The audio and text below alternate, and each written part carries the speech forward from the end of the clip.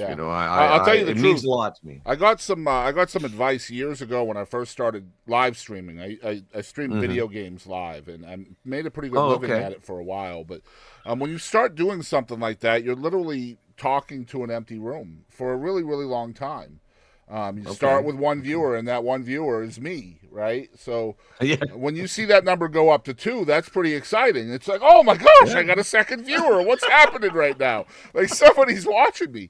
So I would get excited about that, which is the wrong thing to do when you're in that business. You don't want to call somebody out for the number going up because they immediately leave every single They time, go. right?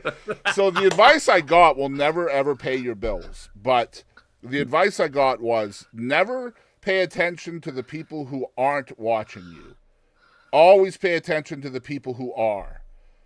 So That's interesting. I you like you that. you I like talk that a to lot. the room because you're talking to the people who are in the room, not the people who aren't in the room. So like Ah, don't get okay. upset because people didn't show up. Be excited Hmm. for the people who did show up. And I've Yeah. always kind of worked on that premise ever since. And honestly, that's why I never got excited when I went from 3 viewers to 200 viewers, right? I just treated it the same because My son was big when he was young, and probably still is. I don't know, but he used to love to watch you guys do the video game stuff, mhm, and I'd be my studio here is right next to my bedroom, and this used to be his bedroom, and I would hear him all night long watching you guys mhm, do. And I said to him, I said, "You watch guys play video games?" He's like, "Yeah."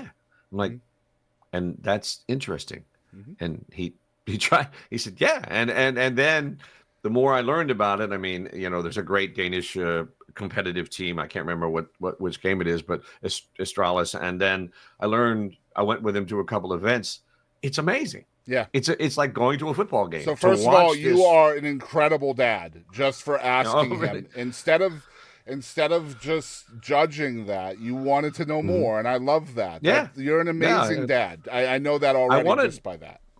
my kids, I was lucky, very fortunate. My dad was a working class guy, as I said. I mean, he didn't by any stretch of the imagination understand the stuff I did, the earrings and the long hair at Mm-hmm. the time. And I actually did, the whole thing.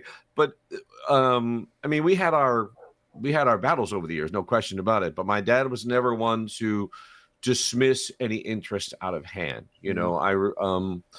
And I was of course, as a young man, Boston, I was not aware of how special that was at the time. Mm-hmm. I mean, he indulged the guitar playing, and he indulged the, getting up from the kitchen table because I had to write something down, and I never got how important that was. And then when I got older, I was like, okay, I've always, I've always been, I sort of the same way with my kids my dad was supportive, but my dad was not particularly a hands-on kind of I think you should do this kind of guy. Right. He was pretty much even when I got older and I would ask him, "Hey dad, I'm like, 17 and I got offered this job in Virginia to be on the radio.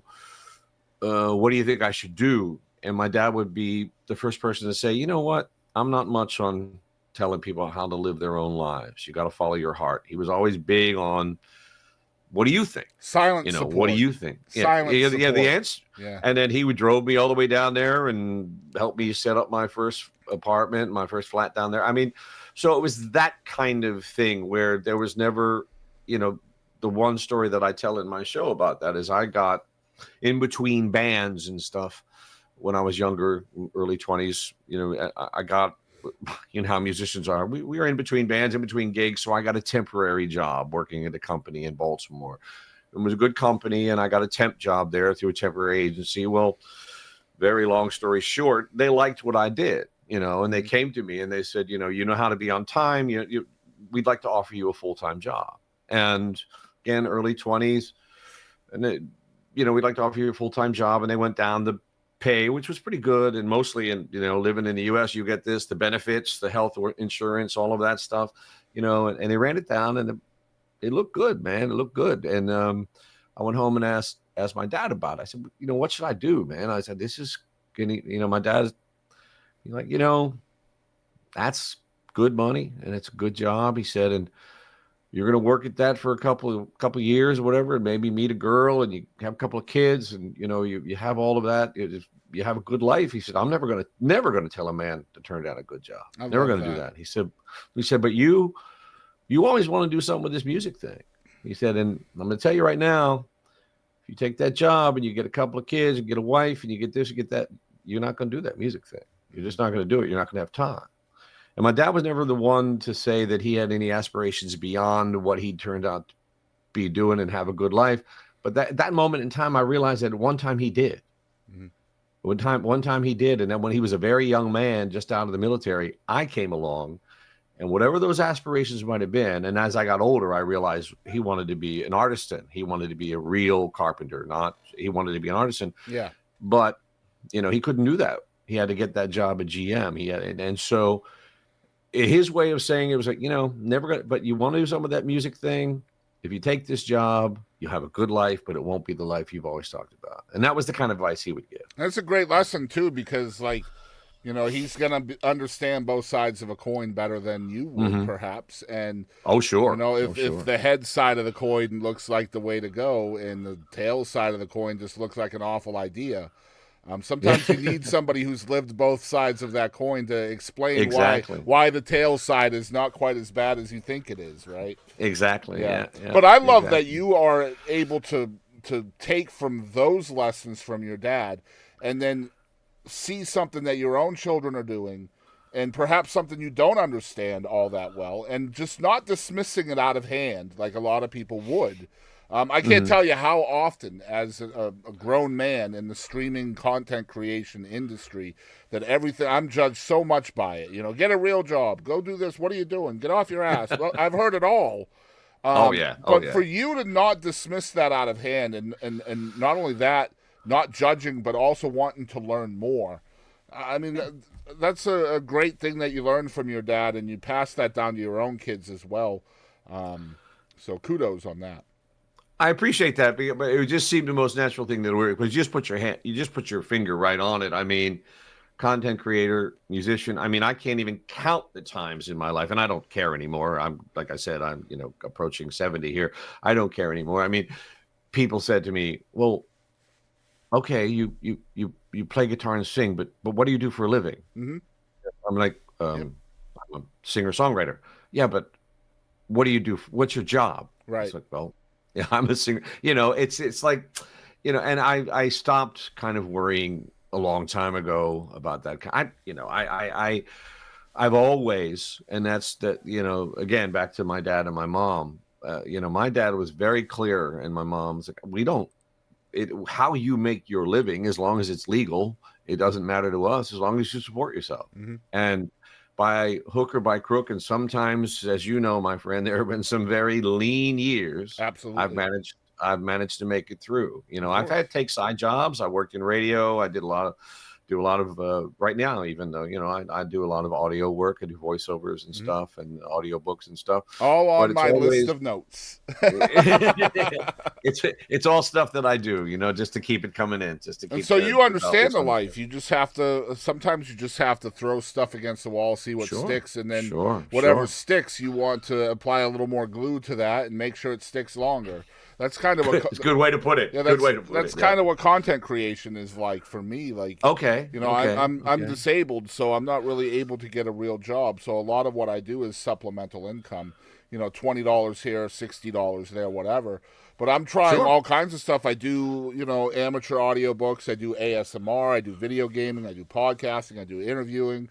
So I'm just trying to do things that I think people will be interested in, and maybe bring a little bit more money in, even if it's only $50 here and $30 there or whatever.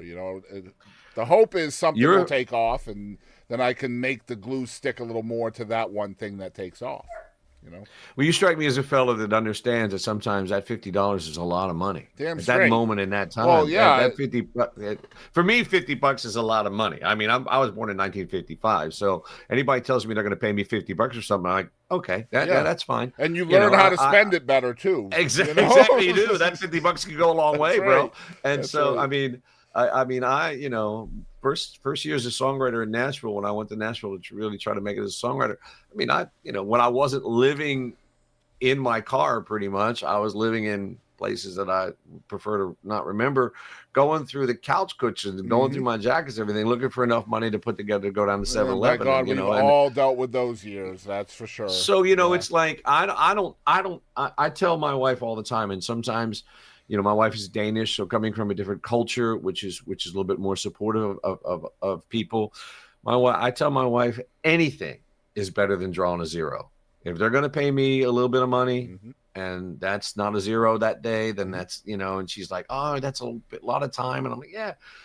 But I just, I really have a hard time, no matter what the amount, leaving money on the table. If someone puts money on the table, I've learned to manage my energy better than I used to when I was young. But I mean, man, Ray, I can't tell you some of the crazy things I've done for $1 on my freaking Twitch streams, man. Maybe that's another podcast, bro. It could be. Yeah, stuff we shouldn't talk about. Podcast. Oh my gosh, I can't tell you, dude. Like, we've done pies to the face and mystery meats and drinking streams. We did this one thing. I know this is getting sidetracked, but I promise. That's fine, man. That's what the last one. But yeah, I come up with this idea where people could donate, right? And they would donate $5, and they would pick a number between, say, 1 and 60, right? And so what we would do beforehand is my wife went to the grocery store and she bought 60 different cans of food, right? And then she took the labels off of the cans and she put a number on each one.